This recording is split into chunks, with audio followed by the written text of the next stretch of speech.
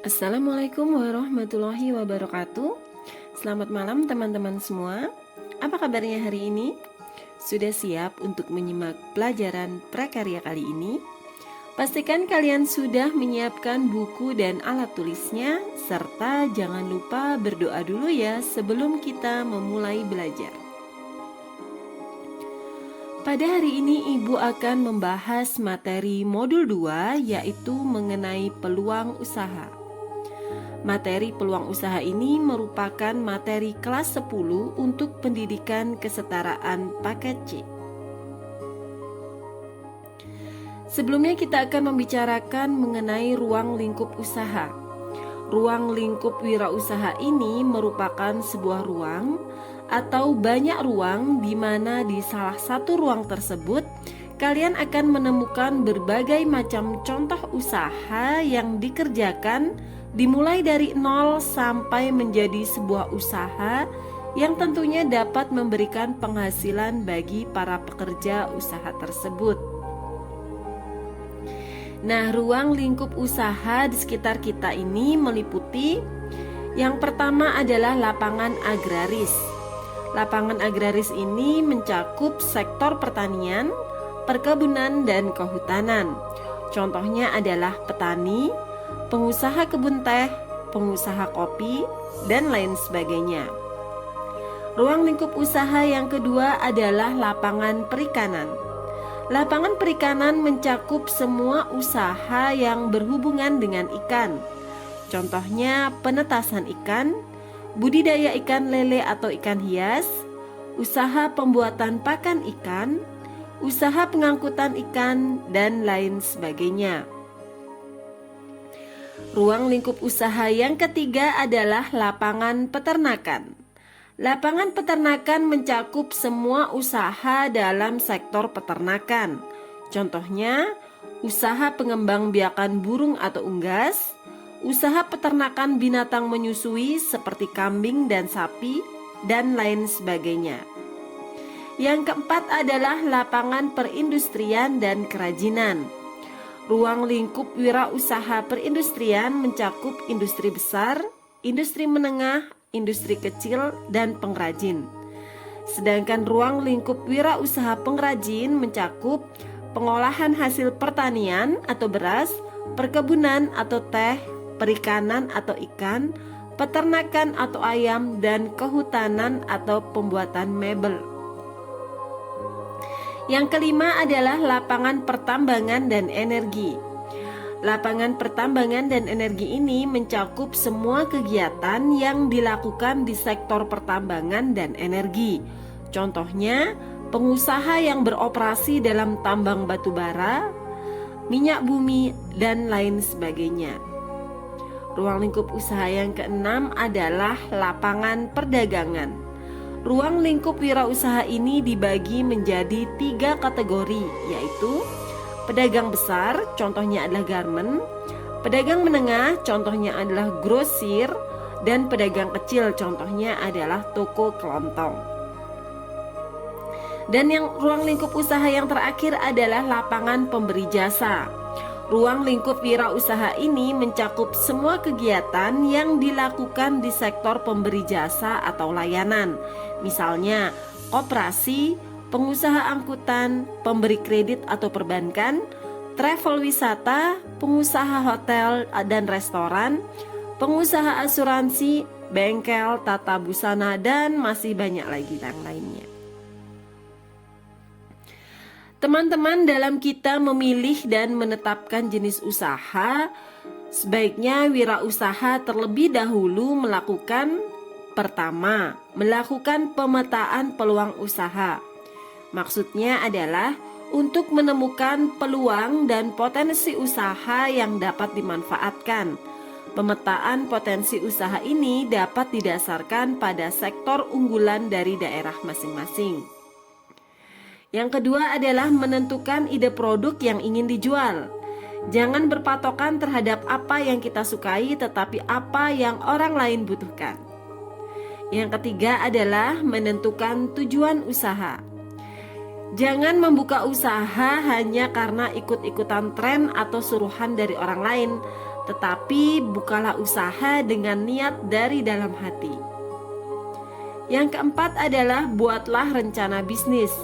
Minimal mencakup konsep usaha, deskripsi usaha, strategi pemasaran, analisis kompetitor, pengembangan, operasi, dan pengelolaan keuangan. Yang kelima adalah menentukan nama usaha. Dan yang terakhir adalah buat produk dan tentukan strategi pemasarannya. Dalam menyusun sebuah rencana usaha, ada yang disebut dengan 7 komponen penting. Nah, jadi dalam menyusun sebuah rencana usaha harus ada 7 komponen penting ini. Apa saja itu? Yang pertama adalah ulasan deskripsi bisnis. Yang kedua, strategi pemasaran. Ketiga, analisa pesaing. Keempat, rencana desain dan pengembangan. 5, rencana operasional dan manajemen. 6, pembiayaan. Dan terakhir adalah kesimpulan usaha.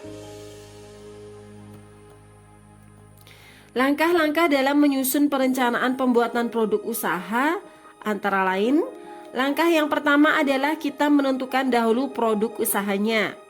Kemudian menentukan lokasi usaha. Setelah itu kita bisa menentukan pasar, target pasar atau pelanggan. Kemudian kita setelah menentukan target pasarnya, kita bisa memasarkan produk usaha kita. Kemudian setelah itu kita tentukanlah omset usaha.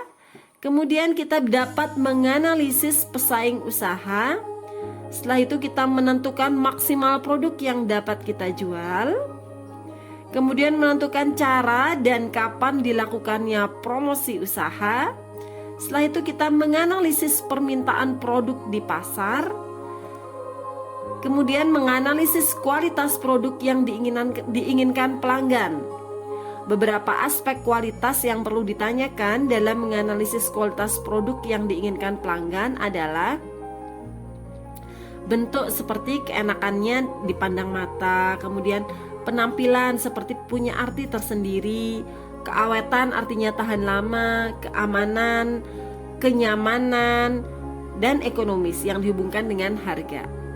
Kemudian yang ke-11 adalah menganalisis tentang kualitas produk yang kita tawarkan kepada pelanggan. Yang ke-12, yang terakhir adalah menentukan harga jual. Untuk menentukan harga jual ini perlu diperhatikan hal-hal sebagai berikut. Yang pertama adalah biaya produksi ditambahkan dengan tingkat keuntungan tertentu untuk menentukan harga jual ya. Kemudian yang kedua adalah memperhatikan harga pesaing. Nah, jadi diusahakan harga yang kita jual atau yang kita berikan itu tidak melebihi dari harga produk pesaing. Yang ketiga adalah ada harga promosi. Jadi kalian bisa memberikan harga promosi pada awal produk dipasarkan. Tujuannya adalah untuk menarik pelanggan baru. Dalam sebuah usaha maka diperlukan yang namanya administrasi. Nah, apakah itu administrasi? Administrasi adalah suatu proses yang umumnya terdapat pada semua usaha, ya, teman-temannya, pada semua usaha, kelompok negara, baik swasta, sipil ataupun militer, serta pada berbagai bentuk perkumpulan, misalnya kegiatan catat mencatat, surat menyurat, pembukuan, dan lain sebagainya. Apa sih maksud dan tujuannya dilakukan administrasi?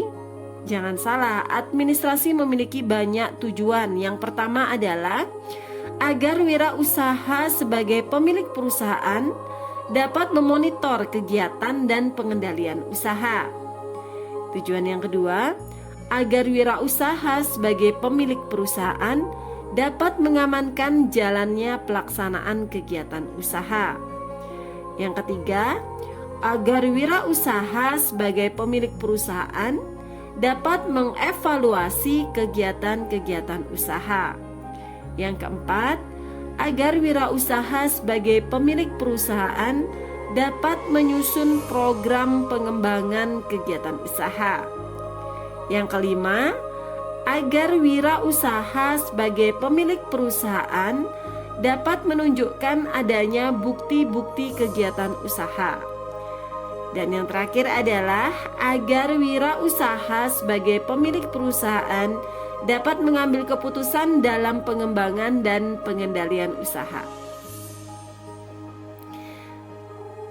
Nah, teman-teman, pengaturan dan pelaksanaan administrasi usaha antara lain yang pertama adalah pengaturan catatan dan dokumen transaksi usaha. Kedua adalah pengaturan catatan dan dokumen pemasaran dan penjualan produk. Ketiga adalah pengaturan catatan dan dokumen para konsumen atau pelanggan atau pembeli. Yang keempat adalah pengaturan catatan dan dokumen inventaris barang dagangan dan sebagainya. Yang kelima, pengaturan catatan dan dokumen personalia kegiatan usaha. Dan yang terakhir adalah pengaturan catatan dan pengarsipan dokumen-dokumen kegiatan usaha. Alhamdulillah, selesai sudah materi modul 2, mata pelajaran prakarya mengenai peluang usaha. Ibu berharap setelah kalian memahami materi ini, kalian sudah memiliki gambaran bagaimana untuk memulai usaha sendiri di rumah. Semoga apa yang Ibu sampaikan pada hari ini bisa bermanfaat dan menambah wawasan keilmuan kalian. Ibu mohon maaf apabila ada kata-kata yang kurang berkenan bagi kalian. Sekian dan terima kasih. Wassalamualaikum warahmatullahi wabarakatuh.